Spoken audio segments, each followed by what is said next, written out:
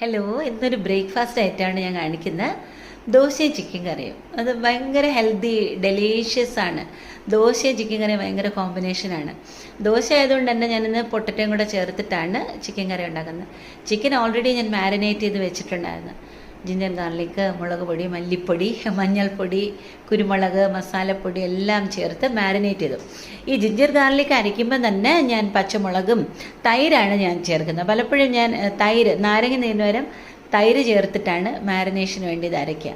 എന്നിട്ട് മാരിനേറ്റ് ചെയ്ത് 1.5 മണിക്കൂർ 2 മണിക്കൂർ വെച്ചിട്ടാണ് കറി വയ്ക്കുന്നത്. അപ്പോൾ നല്ലൊരു സോഫ്റ്റ്നെസ്സും എന്താ ബ്രോയിലർ ചിക്കനാണല്ലോ കൂടുതൽ, അത് കാരണം കുറച്ചും കൂടെ നല്ല സ്ട്രോങ് ആയ നല്ല ടേസ്റ്റി ആയിട്ട് നമുക്ക് കിട്ടാൻ വേണ്ടിയാണ് നമ്മൾ മാരിനേറ്റ് ചെയ്ത് വെക്കുന്നതെന്ന് അറിയാലോ. പിന്നെ ദോശയും ചിക്കൻ കറിയും പൊട്ടറ്റോയും കൂടെ എന്ന് പറയുമ്പോൾ തന്നെ വളരെ ഒരു ബാലൻസ്ഡ് ന്യൂട്രീഷ്യസ് ഡയറ്റാണ് അല്ലേ. എല്ലാം അതിൽ അടങ്ങിയിട്ടുണ്ട്. സ്റ്റാർച്ചും പ്രോട്ടീനും ഫാറ്റ് എന്ന് പറഞ്ഞാൽ ഹെൽത്തി ആയിട്ടുള്ള ഓയിൽ വളരെ കുറച്ച് അളവിൽ ഉപയോഗിക്കാൻ നമ്മൾ ശ്രദ്ധിക്കുക.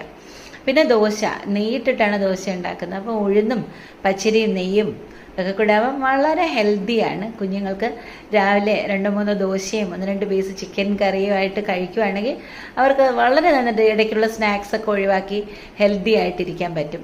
ഉച്ചയ്ക്ക് ലഞ്ച് കഴിക്കുന്നവരെ വിശപ്പില്ലാതെ നന്നായിട്ടിരിക്കാൻ പറ്റും. Okay, thank you. അപ്പോൾ എല്ലാവരും ഇത് ട്രൈ ചെയ്യുക. ആഴ്ചയിൽ 1-2 ദിവസം നമുക്കിത് ബ്രേക്ക്ഫാസ്റ്റിന് ചെയ്യാവുന്നതാണ്.